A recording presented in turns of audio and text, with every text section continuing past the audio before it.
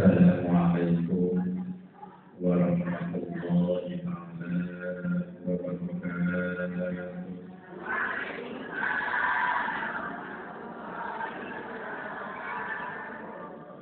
Alhamdulillah nahmaduhu wa nasta'inuhu wa nastaghfiruh wa na'udzu billahi min shururi anfusina wa min sayyiati a'malina. May yahdihillahu fala mudilla lahu wa may yudlil fala hadiya lahu.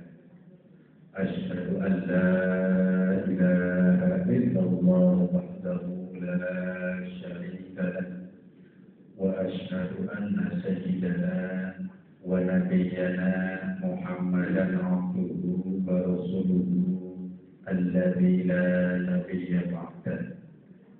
Allahumma salli wa sallim wa barik ala sayyidina Muhammadin wa ala alihi wa ashabihi ajma'in. Faqad qala Allah ta'ala fi kitabihil karim wa huwa asdaqul qailin. A'udzu billahi minasy syaithanir rajim. Bismillahirrahmanirrahim. Fa'ammal ladzina amanu wa 'amilus shalihati fahum fi rawdatin yuhbarun. Al-ayat wal ma'na wallahu a'lam bimuradah. Wa qala aydan fi ayatil A'raf, faman kana yarju liqa'a rabbih falyamal amalan shalihan. Al-ayat wal ma'na wallahu a'lam bimuradah. Amma ba'd. Puji sebagai kalimat yang paling pantas kita ucapkan ketika kita mau mulai ngaji.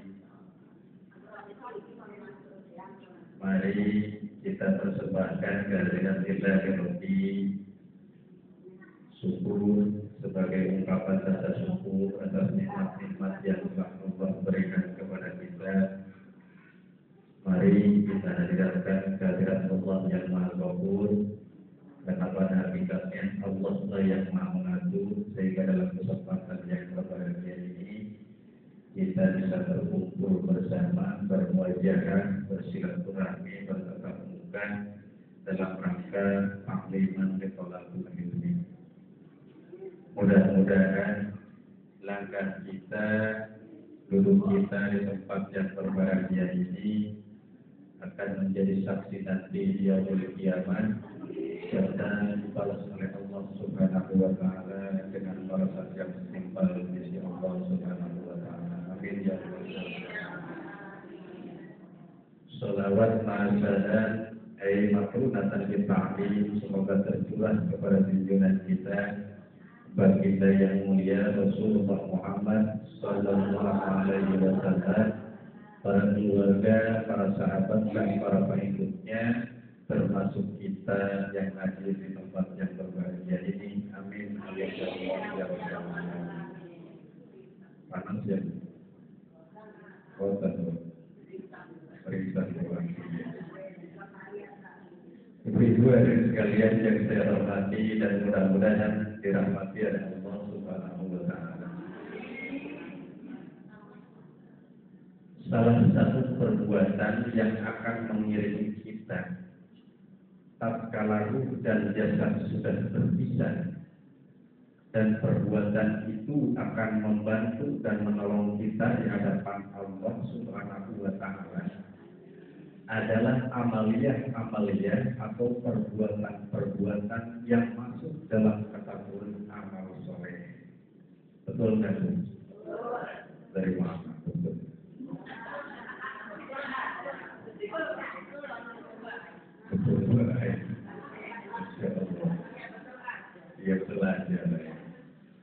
Karena kita yakin bahwa salah satu yang akan menyelamatkan kita, yang akan mengiringi kita tatkala jasad dan ruh kita sudah berpisah, yakni mati namanya, maka yang akan mengiringi itu adalah perbuatan atau amaliyah kita waktu di dunia yang masuk dalam kategori amal soleh. Di mana ini banyak ayat-ayat Al-Quran yang menjelaskan tentang amal soleh akan mengiringi manusia nanti di yaumil qiyamah. Suka amal soleh. Amin. Insyaallah diterima tersereng Allah. Allah ridha. Itu. Mudah-mudahan. Banyak ayat Al-Quran yang menjelaskan bahwa nanti amal soleh itu akan membantu kita nanti di yaumil qiyamah. Banyak sekali ayat-ayat yang menjelaskan di dalam Al-Quran. Tetapi kalau kita kaji begitu banyak, waktunya nggak cukup. Ini aja udah pada kipas-kipas dulu. Ada. Yang pertama ada ayat Quran surat Sabah ayat yang ke-37. Allah katakan dalam firman-Nya bahwa hanya amal solehlah yang akan mengiringi perbuatan manusia nanti sampai ketemu dengan Allah Subhanahu wa Ta'ala. Di mana Allah katakan dalam firman-Nya tersebut, ini pertama dalam Quran surat As-Sabah, bahwa amal soleh itu akan terus mengiringi manusia sampai manusia meninggal di alam kubur. Sampai nanti di yaumil hisab dicatat oleh Allah pun pasti itu akan mengiringi.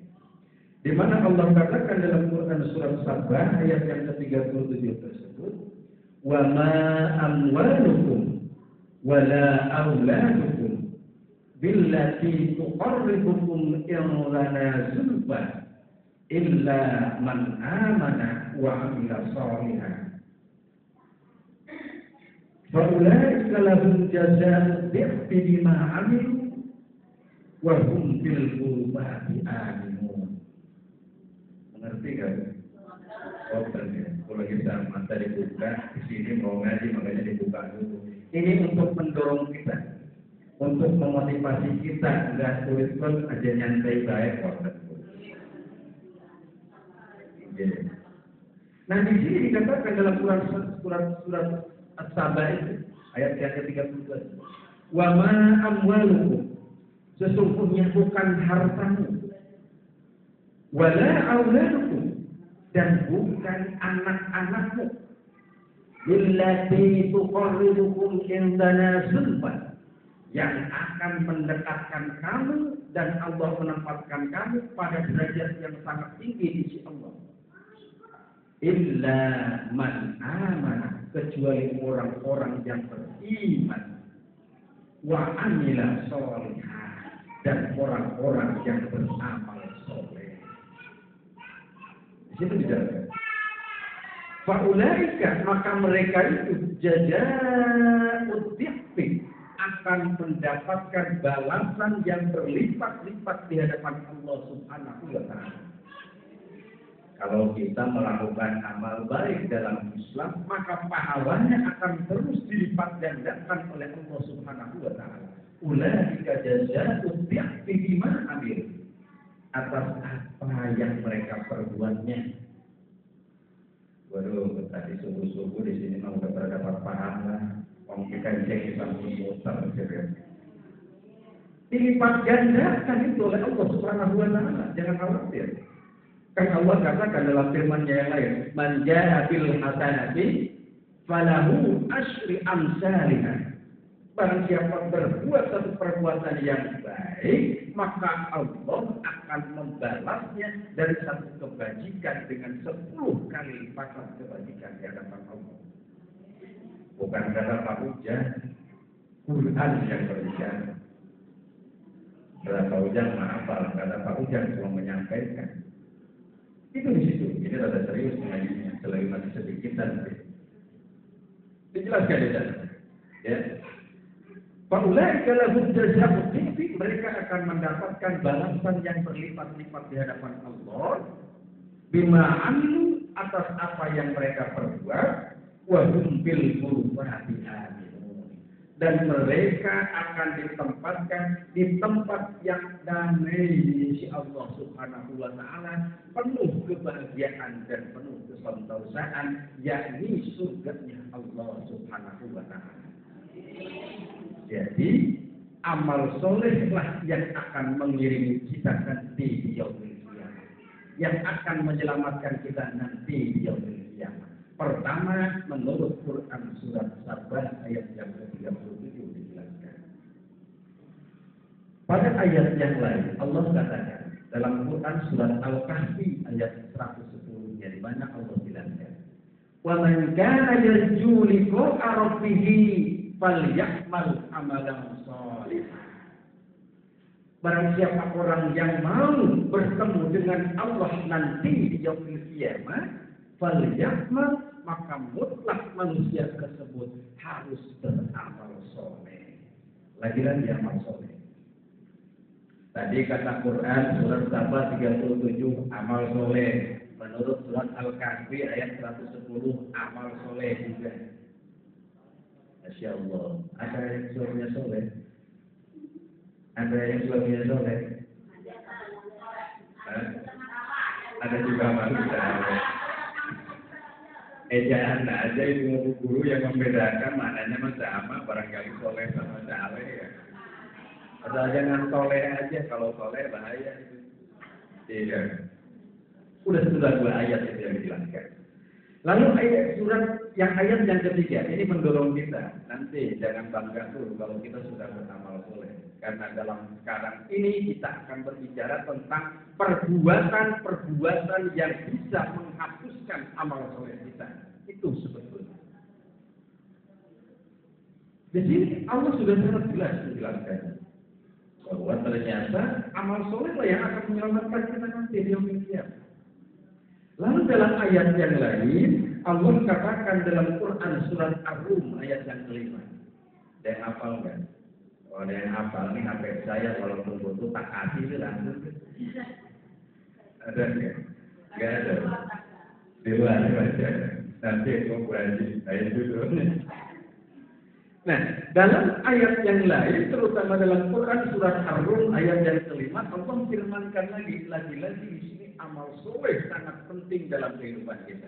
Di mana Allah katakan, "Fa'ammal ladzina amanu wa 'amilus shalihati fahum fi rawdatin yuhbarun."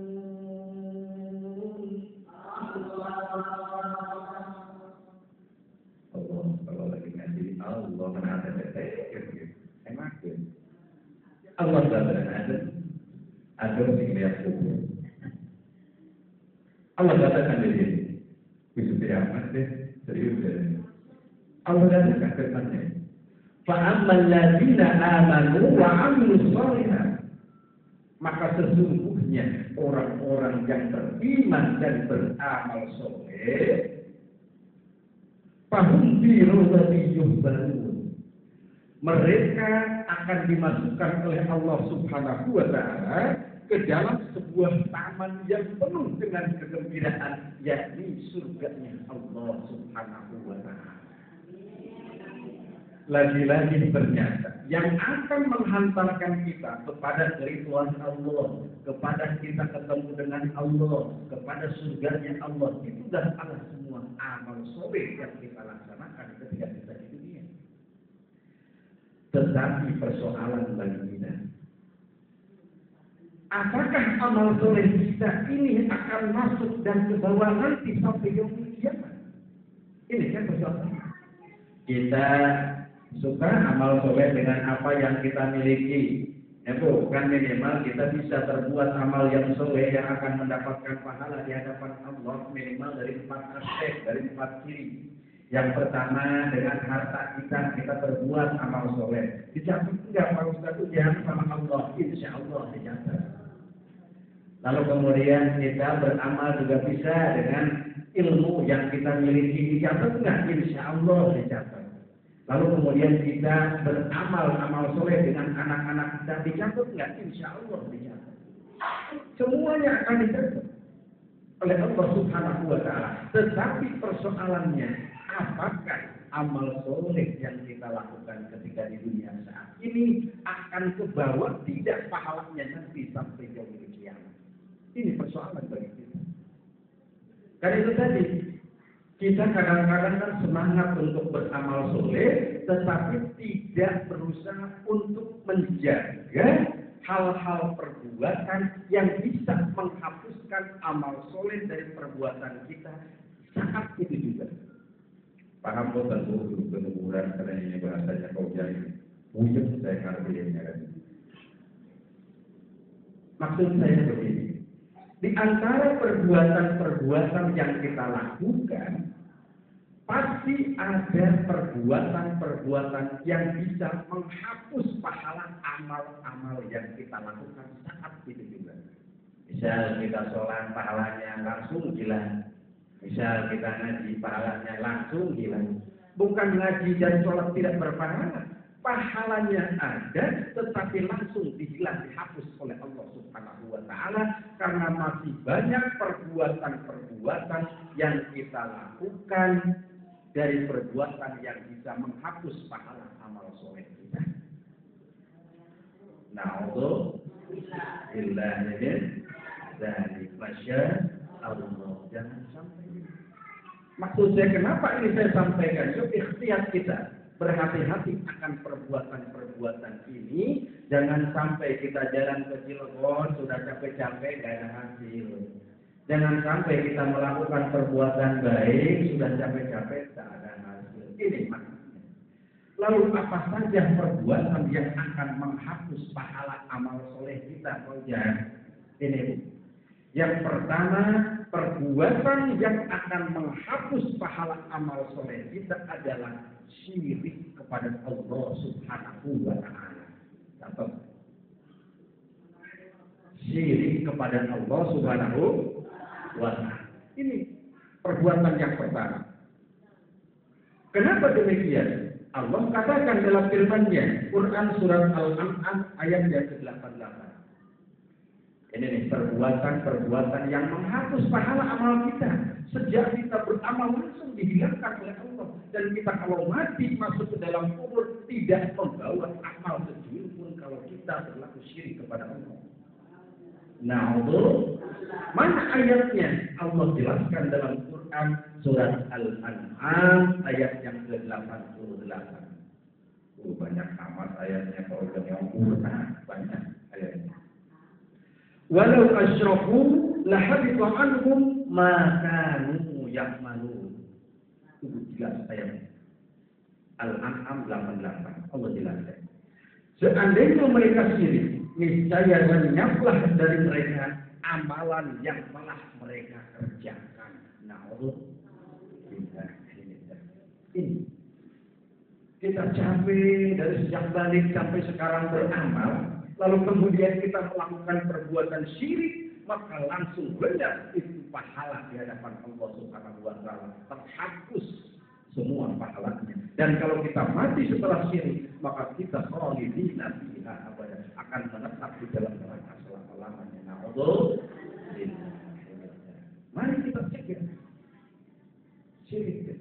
Apa sih syirik itu, Pak Ujan? Syirik itu adalah menyekutukan Allah Subhanahu wa Ta'ala. Ya, syirik itu dilakukan oleh orang Islam yang menyekutukan Allah. Menyekutukan Allah dalam hal apa? Pertama, bisa syiriknya yang sifatnya zahir. Ada syirik yang sifatnya batin. Bisa masuk dalam kategori syirik. Kita kadang-kadang di sini. Na'udzubillah. Summa na'udzubillah min dzalik. Mudah-mudahan Allah menghindarkan kita dan mencegahkan kita dari perbuatan-perbuatan syirik. Baru bisa jadi cara diri kalau begini mana saya hadir. Ya. Nah, menurut Imam Al-Ghazali, syirik itu ada syirik besar, ada syirik kecil. Syirik besar itu bisa mengeluarkan seseorang dari agama Islam, jadi dia kafir selama-lamanya. Na'udzubillah. Syirik besar. Kalau syirik kecil, syirik khaf. Syirik yang tidak kelihatan itu tidak mengeluarkan seseorang dari agama Islam, tetapi bisa menghapuskan pahala dari amal-amal soleh yang kita laksanakan. Yang bagaimana contohnya, Pak Ujang, bentuk-bentuk kesyirikan itu menurut Imam Al-Ghazali di sini dijelaskan. Pertama, bisa syirik dalam berdoa. Syirik dalam berdoa. Apa maksudnya? Menyekutukan Allah ketika kita berdoa. Bahaya. Ribut? Selain kepada Allah, itu masuk dalam kategori syirik. Karena di sini dijelaskan oleh yang pertama, syirik dalam berdoa kepada Allah. Contohnya saya sering katakan, ini khawatir kita dalam beribadah itu. Jangan mencampur adukan Allah Subhanahu wa Ta'ala. Jangan sampai melakukan yang tidak baik. Minta-minta ke gunung, minta-minta ke mana, minta-minta ke laut, minta-minta ke Masya Allah. Atau dulu, sekarang dioperasikan ada yang namanya Ustadz artis. Siapa kan dulu? Siapa kan? EGT BJMST ya? Hah? EGT BJMST. Wah, itu guru yang bilang sebetulnya itu maksud saya juga. Masya Allah. Itu kan sudah mengalihkan etika kita. Keyakinannya sudah hilang. Maka itu masuk dalam kategori syirik. Yang pertama, yang akan menghapuskan pahala dari amal-amal soleh yang kita laksanakan adalah syirik kepada Allah, yakni menyekutukan Allah Subhanahu wa Ta'ala. Menyekutukan Allah di dalam berdoa, meminta bukan kepada Allah Subhanahu wa Ta'ala. Kalau berdoa, ya anu, tolonglah anu, itu tidak boleh. Hakikatnya kita berdoa kepada Allah. Lalu kemudian syirik di dalam niat, itu bisa menghilangkan segala macam pahala yang dihasilkan dari amal soleh kita. Ada di kampung lain mas, betul? Masya Allah. Ini dikatakan ini. Ya. Syirik itu adalah menyekutukan Allah, bisa berbentuk syirik di dalam niat kita beribadah. Masya Allah. Inilah. Kalau kita mau pergi ke haji, misalkan duitnya sudah banyak, niatnya bukan karena Allah izin, khawatir dikatakan bla bla bla, khawatir, atau misalkan kita pergi ke haji, niatnya cuma ingin dikatakan biar dipanggil Bapak Haji atau Ibu Haji, itu niatnya sudah banyak. Bukan li'asar kalimatillah, walaupun bukan limatillah. Justru di sana sudah mencampur adukan niat di dalam beribadah kepada Allah. Ingat, ketika kita berangkat ngaji ke sini, ketika kita mau sholat, ketika kita mau zakat, ketika kita mau infak, apapun bentuknya beribadah, jangan sekali-kali ada dalam hati kita ingin niat bukan karena Allah Subhanahu wa Ta'ala. Karena itu akan otomatis saat itu juga menghapus pahala dari amal-amal soleh yang kita laksanakan. Lanjut. Yang pertama, syirik kepada Allah Subhanahu wa Ta'ala. Jadi kalau kita sudah beramal sejak kita balik sampai sekarang nih usia kita, ada yang sudah 50, ada yang sudah 60, ada yang sudah 70. Saja kalau kita lulus dari 17 sampai umur 59 tahun. 59 satu hari kita melakukan kesyirikan, otomatis pahala dari usia 17 sampai ke 59 itu hilang di hadapan Allah Subhanahu wa Ta'ala. Syirik yang pertama yang akan menghapuskan pahala dari amal soleh yang kita laksanakan. Yang kedua yang akan menghapus pahala amal soleh yang kita kerjakan itu adalah ar-riddah.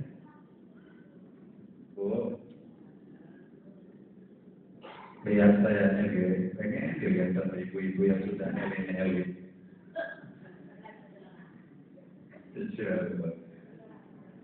Yang kedua yang akan menghapus pahala dari amal soleh yang kita kerjakan atau yang kita laksanakan itu adalah ar-riddah.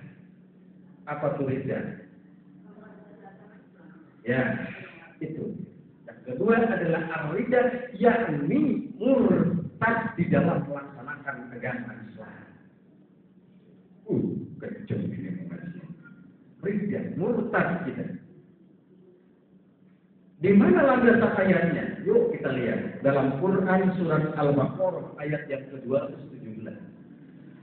Ini maksud saya ikhtiar kita, hati-hati kita, jangan sampai lagi ngelamun begini, masuk ke arah murtad. Jangan sampai di sana. Bisa jadi, karena kita berpikirnya lain-lain nanti kita jelaskan. Tetapi yang kedua, yang akan menghapus pahala amaliyah kita adalah murtad, yakni ar-riddah. Allah jelaskan dalam firman-Nya surat Al-Baqarah ayat yang ke-217 di mana Allah katakan وَمَنْ يَرْتَدِدْ مِنْكُمْ عَنْ دِينِهِ فَيَمُتْ وَهُوَ كَافِرٌ فَأُولَئِكَ حَبِطَتْ أَعْمَالُهُمْ فِي الدُّنْيَا وَالْآخِرَةِ وَأُولَئِكَ أَصْحَابُ النَّارِ هُمْ فِيهَا خَالِدُونَ. Masya Allah, kalau kita lihat ayat ini, getar gitu. Wa may yartadid minkum, barang siapa orang yang murtad di antara kamu, andinihi di dalam beragamanya, wa may yartadid minkum andinihi, fayamut kemudian dia mati, wa huwa kafir dalam keadaan kafir, Masya Allah. Lihat ayat, ya di sana. Faulaika habitat a'maluhum fid dunya wal akhirah. Maka mereka itu akan terhapus, habitat terhapus a'maluhum seluruh amal perbuatan baiknya fid dunya wal akhirah. Baik dia di dunia maupun dia di akhirat kelak. Na'udzubillah. Summa na'udzubillah. Masya Allah. Itu jelas. Katakan, wa ulaika ashabun nar, dan mereka itu akan menjadi ahli-ahli neraka. Masya Allah. Hum fiha khalidun. 217 kali. Sangat jelas. Betul. Pemajar tadi ini barang siapa orang yang ingkar murtad di dalam beragama Islam, kemudian kemurtadannya ke bawah meninggal, otomatis amal perbuatannya akan hilang semua sejak dia balik sampai kian tatkala dicabut tentunya oleh malaikat Jibril. Masya Allah, ya Allah. Lalu apa sih murtad itu? Murtad itu adalah perbuatan seorang yang beragama Islam yang bisa mengeluarkan dirinya dari agama Islam. Itu adalah murtad. Loh, yang namanya murtad itu orang Islam. Kalau orang kafir mah bukan murtad, mereka mah sudah musyrik. Jelas itu mah. Ini mah kita orang-orang Islam yang suka beribadah, yang suka taat kepada Allah, baik terasa ataupun tidak, kita melakukan perbuatan murtad, maka hilang pahala amal soleh kita. Mungkin kita semangat ngaji, mungkin kita semangat dalam beribadah, taat, sholat, infak, zakat, haji, umroh, segala, tetapi belum tentu itu kebal kalau kita tidak berhati-hati dalam melaksanakan kehidupan kita. Makanya itu, makanya ikhtiar di sini. Kehati-hatian kita. Karena tadi dikatakan bahwa yang namanya murtad itu akan menghapuskan pahala dari amal perbuatan kita. Al-Quran sudah naskan. Percaya tidak sama Al-Quran? Yakin percaya. Karena Al-Quran adalah sumber pokok hukum ajaran dalam Islam yang pertama. Kalau kita tidak percaya Al-Quran, musyrik kita kepada Allah. Bahkan murtad kita dalam beragama Islam. Waduh, serius ini.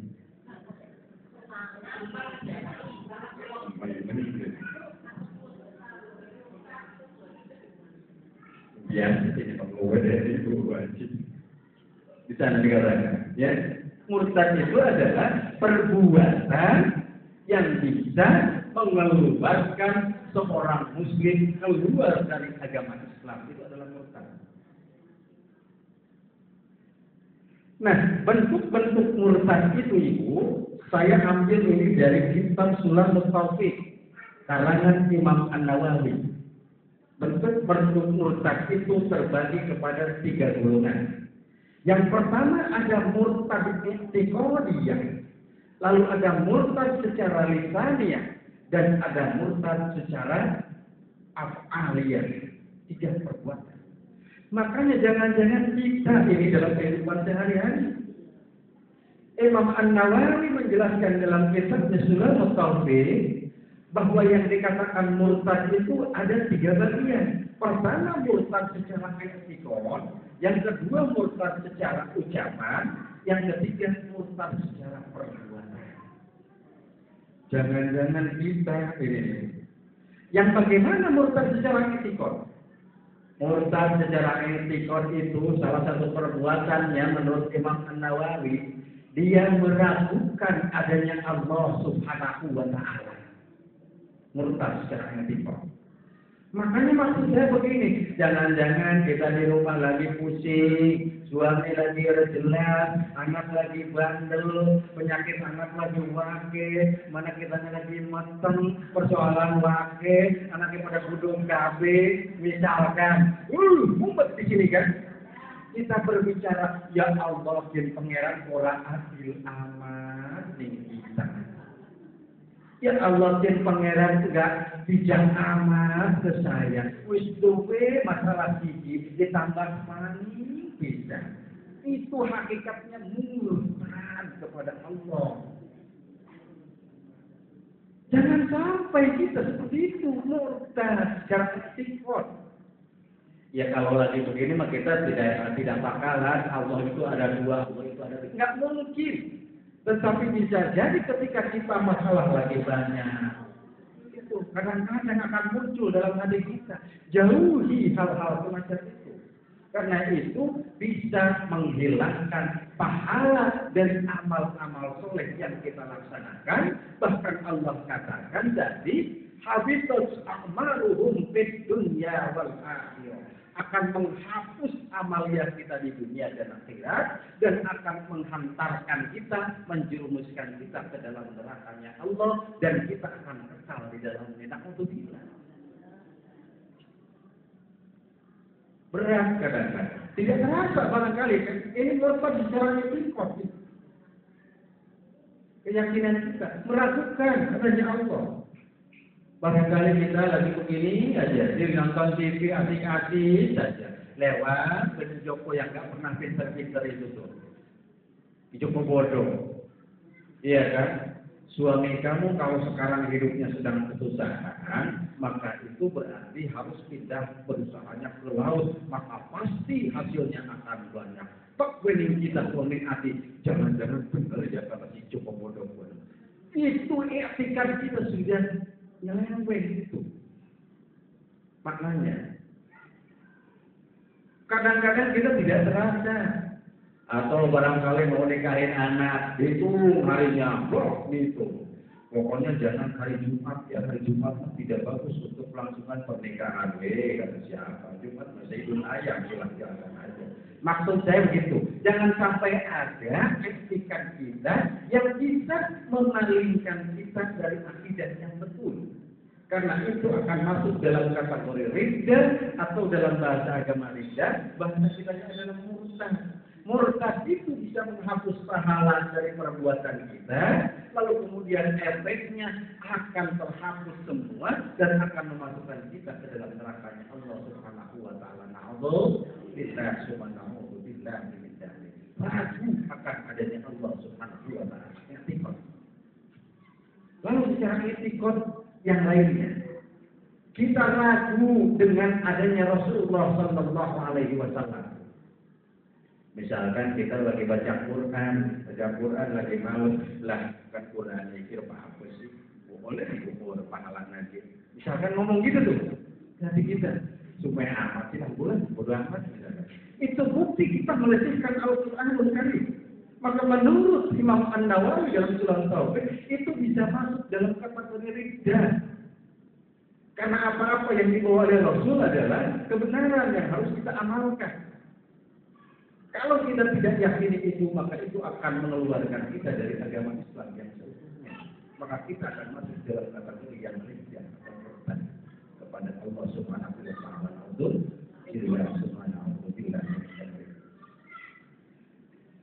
Lalu kemudian ada lagi riddah itu tadi secara i'tiqad. I'tiqad itu keyakinan, Bu. Secara keyakinan ragu akan adanya Allah. Ya kita misalkan ini mah ya untung sudah sepuh-sepuh di sini mah. Sepuh-sepuh misalkan. Quran katakan wa'ashiruhunna bil ma'ruf dan pergaulilah dalam keluarga itu dengan pergaulan yang baik, dengan ucapan yang baik, dengan apa-apa yang baik. Tetapi prakteknya kita tidak amalkan itu, sama itu masuk dalam kategori. Kenapa demikian? Kan itu Al-Quran. Yakin nggak kita dengan Al-Quran? Yakin. Kenapa tidak dilaksanakan? Berarti kita sudah mendekati ke arah sana. Naudzubillah min dzalik. Masya Allah. Mudah-mudahan kita dihindarkan oleh Allah Subhanahu wa taala. Amin ya Allah ya Rabbal alamin. Lalu ada lagi rijah itu tadi secara etikon, ada rijah secara ucapan. Ucapan kita kadang-kadang itu tadi. Ya, kalau kita menemui masalah, kemudian kita berucap Allah tidak adil, Allah tidak mungkin menerima doa kita. Itu adalah bentuk-bentuk rijah. Ibu sedang berdoa kepada Allah misalkan, Rabbana atina fid dunya hasanah wa fil akhirati hasanah wa qina adzabannar. Ibu doa di salat, tetapi habis doanya ibu berpikir, nah, iya doa kita diterima oleh Allah. Misalkan seperti itu. Itu sudah bentuk ridha. Kenapa suudzon kita kepada Allah? Harusnya kan husnudzon kita. Ud'uni astajib lakum kata Allah. Sudah sangat jelas. Jangan sekali-kali ibu ketika berdoa berpikiran doa kita tidak akan diterima oleh Allah. Itu adalah bentuk-bentuk kemurtadan kita. Hindari perbuatan-perbuatan semacam itu. Itu bentuknya. Kadang-kadang kan kita begitu ya Bu ya. Ini pangeran kita wis Jumat, tahajud iya, duha iya, segala mesti dilakoni. Tapi kok mungkin bae urip kita kieu. Hah?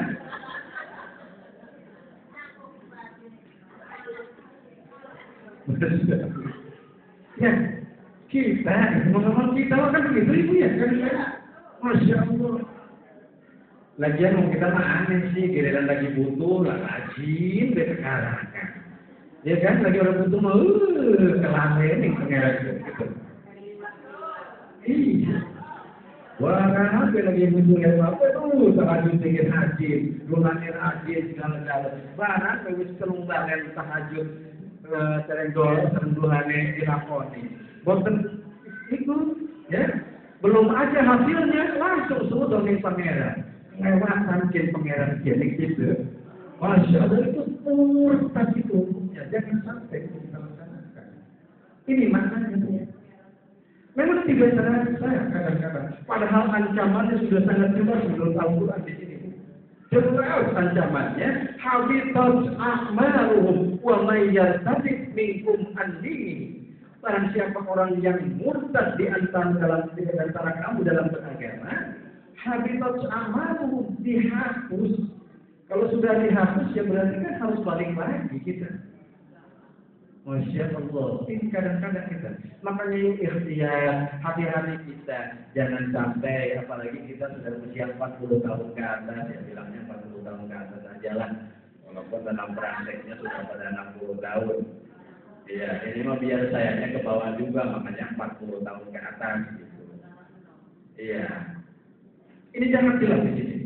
Ya, bahwa salah satu di antara yang lain yang bisa menghapuskan pahala amaliyah kita itu adalah setelah syirik, yang kedua murtad kepada Allah. Apa itu murtad? Yang keluar dari agama Islam.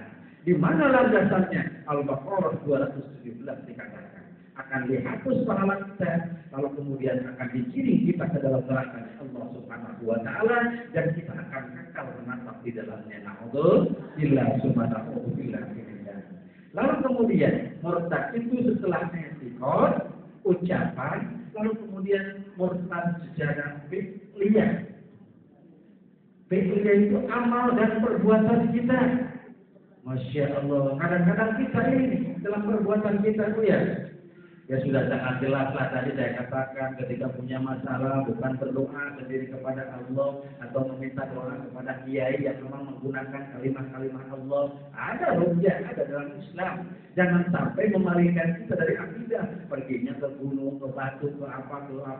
Itu tidak boleh. Yang harus kita laksanakan adalah kita tetap menyembah itu bisa, kalau kita tidak lakukan, bisa menggiring kita kepada kategori murtad di hadapan Allah secara fi'liyah atau perbuatan kita. Sok mangga katuran saya ditanya. Tidak ada. Kita lanjutkan ya Bu. Lalu persaudara apa sebetulnya yang bisa menimbulkan orang menjadi murtad? Faktor-faktor yang mendorong atau mungkin faktor-faktor yang bisa mempengaruhi manusia tersebut berlaku murtad. Menurut Imam An-Nawawi, yang pertama yang bisa mendorong manusia untuk murtad kepada Allah itu ditimbulkan dari dirinya sendiri secara pribadi. Maknanya apa? Karena yang muncul dari dirinya, karena ketidakpahaman akan aturan-aturan agama. Maknanya tidak salah kalau orang bodoh gampang masuk murtadnya, tetapi ketika orang bodoh dia memegang agama Allah teguh, haram pasti haram. Tetapi sebaliknya pun juga bisa mendorong manusia yang tidak paham agama akan mengarahkan yang bersangkutan kepada kategori kemurtadan kepada Allah. Barangkali kita sering kita berangkat pergi kemana, atau barangkali para hujjah di Indonesia, para haji Indonesia itu kan kadang-kadang berlebihan. Walaupun saya belum haji, tetapi baca itu disaksikan. Haji Indonesia, apalagi dari Jawa Timur sana makan lain. Haji itu, kena Ka'bah juga digosok-gosok itu bajunya ini. Ya Allah, tolonglah ini akan saya jadikan saksi, biar anak saya cepat dapat jodoh, ya Allah. Biar suami saya cepat naik jabatannya, ya Allah. Biar suami saya enggak kelirik lagi, ya Allah. Wih, itu ke Ka'bah misalkan, seperti itu. Ini sudah mengarahkan itu. Karena ketidakpahaman, kelihatannya ibadah, padahal itu bukan ibadah. Bahkan mencium hajar aswad pun, kata Rasulullah, Sayyidina Ali katakan, kalau tidak dicontohkan oleh Rasulullah, saya tidak akan melakukan seperti ini. Saya ini kekencangan kayaknya ngomong. Tak bodoh lah, ada orang itu kayak tak bodoh. Catat. Ya, gue. Atau ibu misalkan hati-hati, biasanya bulan Mulung, bulan Rajab kita mau tawasul itu pergi berjalan kemana gitu ya, ke makam Sunan Ampel, Sunan Giri, Sunan Bonang. Bagus enggak? Bagus. Karena itu akan lebih meningkatkan keimanan kita kepada Allah Subhanahu wa Ta'ala. Yang penting akhlaknya yang dipelihara di sana. Ya, akhlaknya harus dipelihara betul di sana. Jangan sampai kita pergi ke Mekah, kita pergi berziarah, justru akan menghantarkan kemurtadan kita. Jangan sampai. Jangan minta-minta di sana, berdoalah secara baik, maka insya Allah. Ya, itu maknanya menurut saya. Di antara hal-hal yang bisa menjerumuskan kita kepada kemurtadan itu, ada murtad secara i'tiqad, ada murtad secara ucapan, ada murtad secara fi'liyah atau perbuatan. Lalu kemudian faktor yang bisa menimbulkan orang bersikap murtad itu, pertama dari individunya atau dari yang bersangkutannya nih, karena tidak paham agama, disangkanya ibadah, padahal itu bukan ibadah. Ini pahamnya. Yang kedua, bisa juga manusia itu murtad karena faktor lingkungannya. Betul nggak tuh? Betul.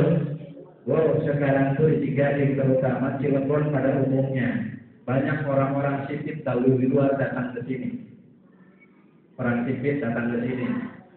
Ya karena katanya kalau Pak Ujang juga kalau dibuka peci sama itunya katanya kayak orang sono tuh. Iya, katanya orang Korea atau orang apa? Ya.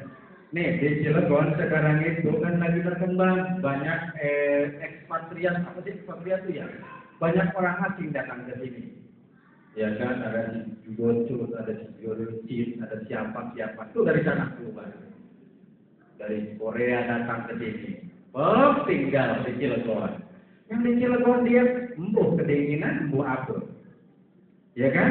Melihat perawan-perawan di Cilegon ini digelek. Ya kan? Lalu kemudian ada bapak ibunya yang rada gejul, ngerti gejul? Penyul mah sombong, Bu. Ini mah gejul. Yang namanya gejul itu berpikirnya hanya untuk kebahagiaan di dunia sesaat, itu adalah gejul.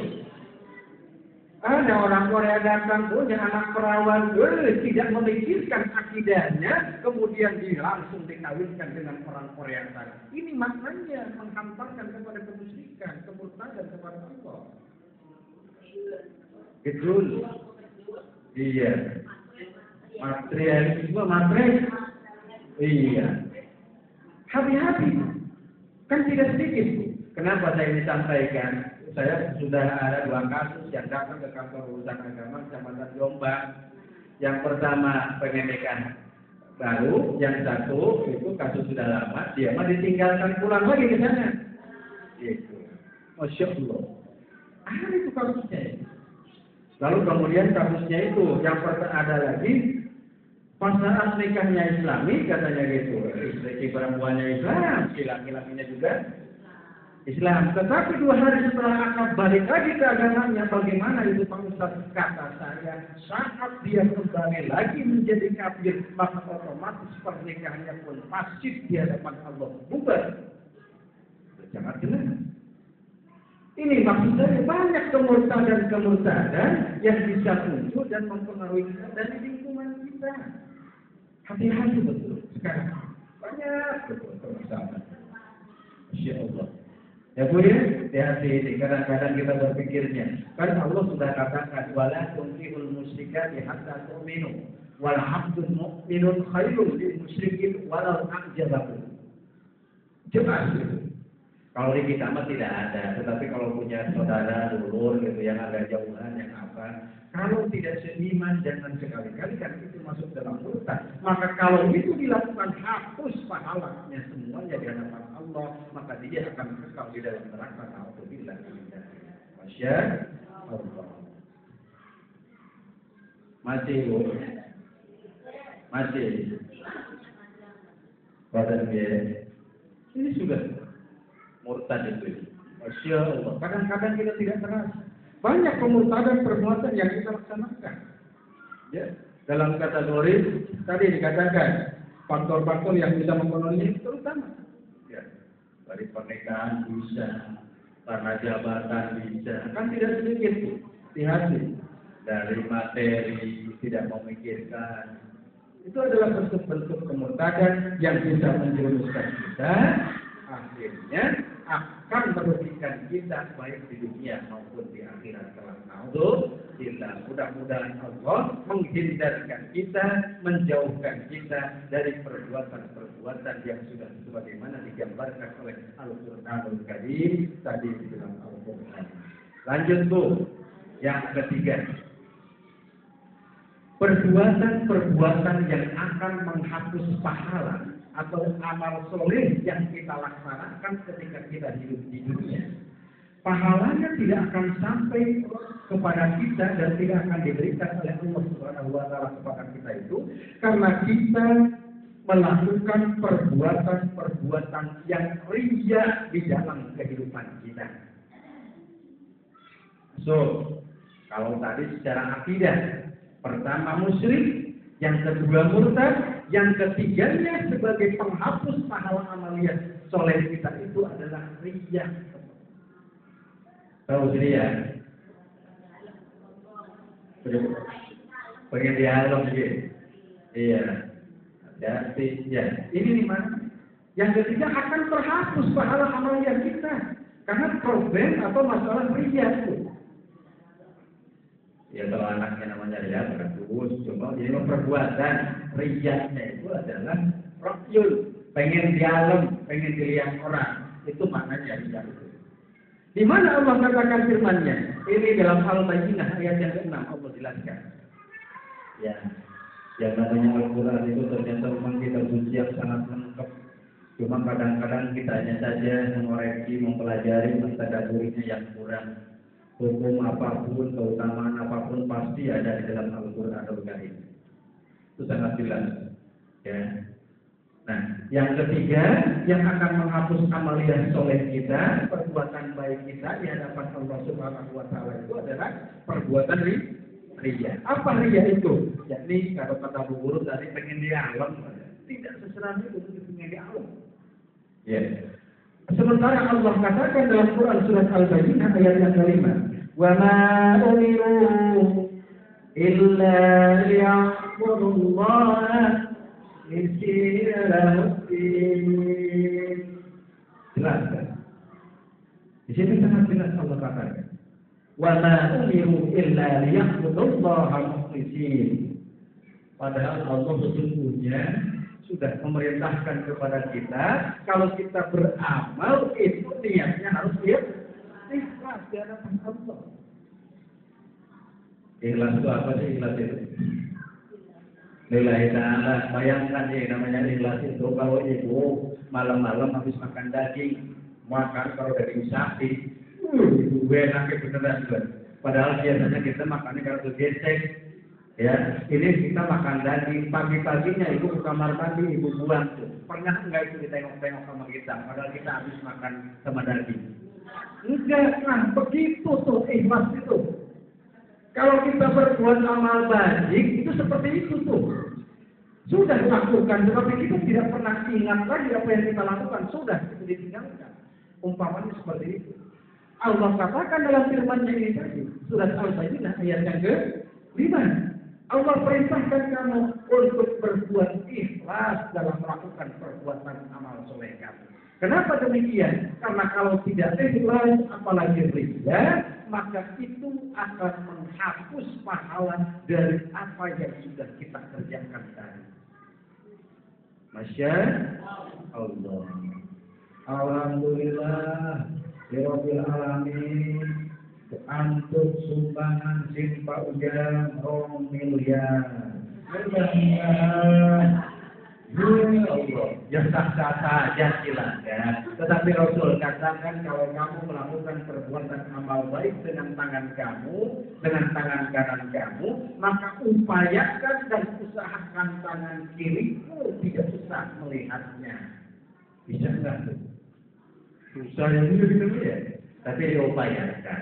Bukan paujang gimana? Ini mah begini adanya. Tidak jadi persoalan. Yang penting hati kita tetap hanya landasannya kepada Allah.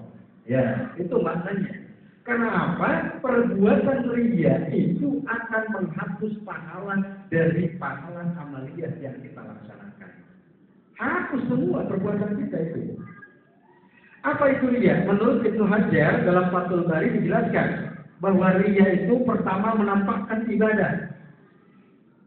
Ini menampakkan ibadah, tujuannya ingin dilihat oleh manusia dan mengharapkan hanya pujian dari manusia. Ini. Menurut Ibnu Hajar dalam Fathul Bari, yang namanya riya itu adalah menampakkan ibadah, tujuannya ingin dilihat oleh manusia dan mengharapkan pujian dari manusia. Nah, untuk alhamdulillah ya, si Ibu Ahmad, gitu. Makanya, waduh, Masya Allah, di sini hati-hati. Ini kategori, jangan sampai masuk dalam kategori. Ini menurut Ibnu dijelaskan. Yang namanya riya itu mengharapkan pujian dari manusia dan mengharapkan penghormatan dari manusia, bukan karena Allah. Arab anulan dia dianukan. Arab inilah dia disangkaan. Itu maknanya adalah riya dalam kategori agama. Itu akan menghapus pahala amaliyah yang kita laksanakan. Sama sekali tidak mendapatkan pahala di hadapan Allah Subhanahu wa Ta'ala. Bila cuma mau bila tidak. Ada lagi menurut Imam Al-Ghazali yang namanya riya itu adalah mencari kedudukan pada hati manusia dengan memperlihatkan kebaikan. Masya Allah, ini langsung kita begini ya, ini juga ya. Kayaknya ini mana bos kita semua ini. Jelaskan pada Allah. Masya Allah, sangat jelas di sini dikatakan. Perbuatan-perbuatan tersebut akan menghapus pahala dari Allah Subhanahu wa Ta'ala. Dan kita akan merugi di hadapan Allah. Melakukan satu perbuatan, niatnya hanya karena atau harusnya bukan tidak ada niat-niat lain selain dari Allah Subhanahu wa taala. Ibu, hadirin sekalian yang saya hormati, di sini dijelaskan Bu, biar tambah saja pemahamannya maksud saya. Sebetulnya dalam praktek kehidupan kita mah jauh dari perbuatan itu, apalagi ibu-ibu kelihatan. Ibu itu mukhlisin mulisah semua. Orang-orang kita semua insya Allah ya. Ini mah untuk hati-hatinya kita dalam beribadah, dalam beramal. Jangan sampai kita takut pahala amal kita itu hilang. Karena ternyata di dalam ajaran itu semua perbuatan akan hilang. Pertama dengan ini, kedua dengan ini, ketiga dengan ini. Nanti dalam kesempatan yang lain kita akan berbicara apa amalia yang akan mendatangkan amal. Nanti di sini kita bicara tentang penghapus amalia kita. Ya ternyata ada salah satunya dari yang ketiga tadi adalah perbuatan riya. Menurut Imam Al-Ghazali itu, riya itu dibagi ke dalam 5 kelompok. Pertama, riya dalam agama. Bu, masih mau dilanjut nggak Bu? Masih, waktunya masih ada gitu. Ini udah jam 9:30, ternyata riya. Masya Allah. Kalau begitu ini dijelaskan kelewatan sampai riya terakhir ya, ya. Yang ngomong apa begitu tidak terasa, yang hadir mah terserah mau ngantuk, yang ngomong mah sampai berhenti. Itu mah terserah gitu ya. Yang penting kita datang ke sini insya Allah sudah dicatat oleh Allah Subhanahu wa taala. Yang penting niatnya ikhlas karena Allah Subhanahu wa taala. Tetapi menurut Imam Al-Ghazali kita harus berhati-hati. Yang namanya riya itu ada 5 pekerjaan kita tuh, dalam 5 pekerjaan. Pertama, riya dalam masalah agama tuh. Dalam masalah agama, misalkan, kalau jalan mentang-mentang lagi puasa, sampai ditunjuk-tunjukin, lemesnya juga gitu tuh. Ada nggak di sini? Ya nggak ada lah barangkali. Atau barangkali saking pengen disangka juhud dalam beragama dan wajib beribadah tahajud misalkan, kan biasanya yang rajin sholat, apalagi sholat qiyamul lail, di sininya itu ada tanda tuh. Biasanya itu ada sedikit hitam atau apa. Udah sholat rajin, tapi udah muncul tuh ininya. Wah, saking pengen disangka rajin sholat, busuk kalau itu tuh terhambat misalkan. Jadi jelas itu riya kepada Allah. Ibu ya, riya dalam beragama. Lalu yang kedua, riya dalam penampilan tubuh dan pakaian. Masya Allah, untung ini. Masya Allah. Riya di dalam penampilan tubuh dan pakaian. Kalau lagi di rumah pada pakainya juga kaos singlet aja doang, sama tank top, iya kan? Iya. Barangkali kemana-mana maka, betul punya emas yang segede rantai kapal juga dipakai. Iya. Udah kedendam gitu. Hati-hati, apalagi mau taklim, apalagi mau kumpul silaturahmi, diupayakan bersaja mungkin karena ternyata menurut Imam Al-Ghazali, riya itu muncul juga dari penampilan dan dari perawakan atau dari tubuhnya. Ini yang kedua. Yang ketiga, riya dalam perbuatan. Riya dalam perbuatan. Contohnya apa, Bujang? Kayak seperti apa? Bayangkan, kan Rasulullah katakan dalam firman-Nya, orang munafik itu diantaranya adalah, misalkan dia beribadah malas kalau tidak ada orang, lalu kemudian dia akan sangat semangat kalau lagi ada orang. Kita tuh, misalkan, hati-hati kita beribadah kepada Allah, jangan sampai riya dalam beribadah. Lalu kemudian riya dalam perkataan. Ucapannya tinggi, ya itulah, dia sombong, ujub, takabur. Bahkan sebetulnya masih ada nanti ujub, takabur. Itu adalah juga penghapus dari pahala-pahala yang sudah kita kerjakan. Nah, mudah-mudahan kita dihindarkan dari perbuatan-perbuatan tersebut. Yang kelima, riya itu menurut Imam Al-Ghazali, riya di dalam persahabatan, di dalam lingkungan. Riya kita, pokoknya pengen muncul dewe. Lamun lagi ngumpul buat paling merasa paling, pokoknya saya paling anu, saya paling A, saya paling B, saya paling C, itu masuk dalam kategori riya di hadapan Allah Subhanahu wa taala.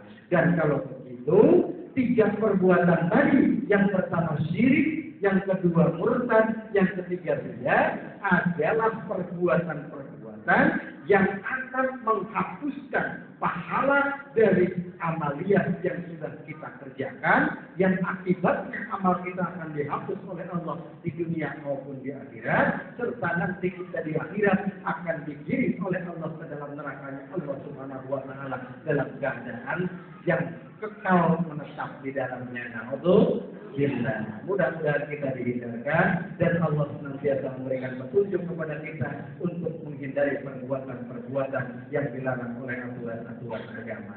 Demikian barangkali apa yang dapat saya sampaikan dalam kesempatan yang berbahagia ini.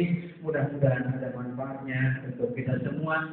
Benarnya apa yang saya sampaikan itu murni hidayah dari Allah Subhanahu wa taala, berkah dari guru-guru saya. Mudah-mudahan mereka mendapatkan tempat yang layak di sisi Allah Subhanahu wa taala.